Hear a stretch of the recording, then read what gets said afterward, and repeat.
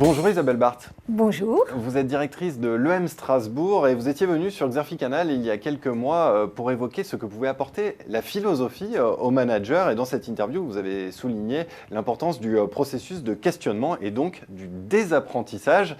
Désapprentissage, une notion sur laquelle vous consacrez votre nouveau livre aux éditions EMS.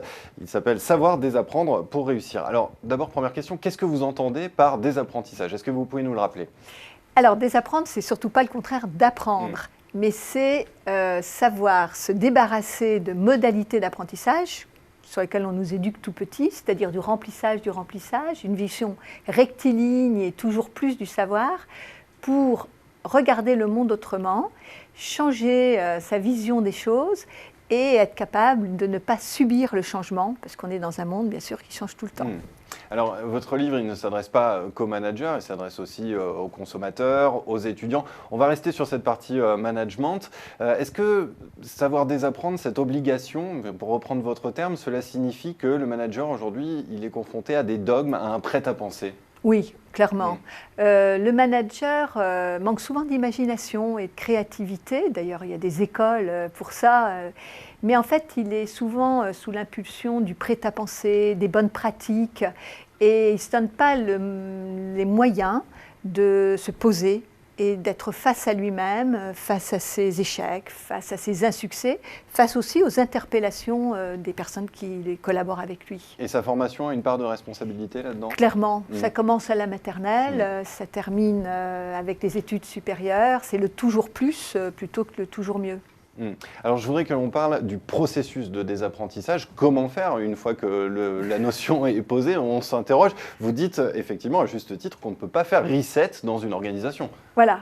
Alors, en fait, il faut plusieurs choses. D'abord, il faut accepter d'être lucide face à des choses qui ne fonctionnent pas. Alors qu'on est dans un monde où il faut que tout aille bien, particulièrement dans l'entreprise. Commencer à dire que les choses vont mal, on est mal perçu, on est porteur de la mauvaise nouvelle. La deuxième chose, il faut se donner du temps. Et il faut pratiquer de temps en temps des zones délibératives, c'est-à-dire être dans le débat. La troisième chose, il faut utiliser des outils qui ne sont pas toujours les outils de consommation, justement, de prêt-à-penser, mais des outils critiques. C'est pour ça que dans ce petit livre, je reprends des théories. On pense que la théorie est un vieux truc poussiéreux sur une étagère, pas du tout. C'est des vraies lunettes pour regarder des phénomènes complexes qui les simplifient, mais qui aident à les comprendre et à mieux s'en emparer.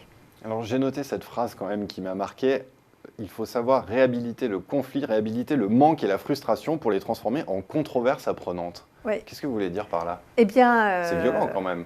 Oui, on apprend beaucoup plus de ce qui ne va pas que de ce qui fonctionne. Ça, c'est le problème de l'organisation. Vous arrivez dans une entreprise et vous demandez, mais pourquoi on fait ça? Parce que. Et pourquoi on fait comme ça? Parce qu'on a toujours fait comme ça. Et l'idée, c'est en effet la controverse, le débat. Et on n'apprend pas à débattre. On apprend éventuellement à faire de l'oral pendant nos formations au management, par exemple, mais on n'apprend pas à débattre. Et débattre, c'est la controverse. C'est ne pas être d'accord. Alors, si j'ai bien compris, la première phase de cette phase de désapprentissage, c'est l'échec, la phase de test. Que manque-t-il au manager pour gérer l'échec aujourd'hui? Il lui manque de la confiance en lui-même et il lui manque cette capacité de réflexivité que nous devrions toujours avoir. Il y a un chapitre sur le chercheur et le doctorat et je pense que c'est une compétence qui n'existe pas, non codifiée, c'est la réflexivité. Pourquoi je fais comme ça? Pourquoi je travaille comme ça? Ces petites questions qui permettent d'avancer et puis de prendre du recul. Dernière question, Isabelle Barthes. Selon vous, sur quel sujet aujourd'hui les managers sont-ils le plus désarmés? Alors, ils sont désarmés sur ce que j'appellerais le féminin dans l'organisation, c'est-à-dire l'émotion, l'affectivité, tout ce qui fait l'humain, en fait, du salarié et qui fait que le salarié ne se réduit pas à une somme de compétences. Ils sont trop sur les aspects rationnels, en fait. Ils sont beaucoup trop dans le rationnel. D'où l'intérêt de savoir désapprendre pour gérer donc cet aspect féminin dans les organisations. Par exemple, oui, je pense qu'on irait vers quelque chose où il y aurait un équilibre beaucoup plus important entre le savoir-faire, le savoir-être et aller vers une performance qui ne serait pas qu'une performance économique. Savoir désapprendre pour réussir, notre quotidien décrypté, c'est aux éditions EMS. Isabelle Barthes, merci d'être venue nous présenter cet ouvrage. Merci, merci.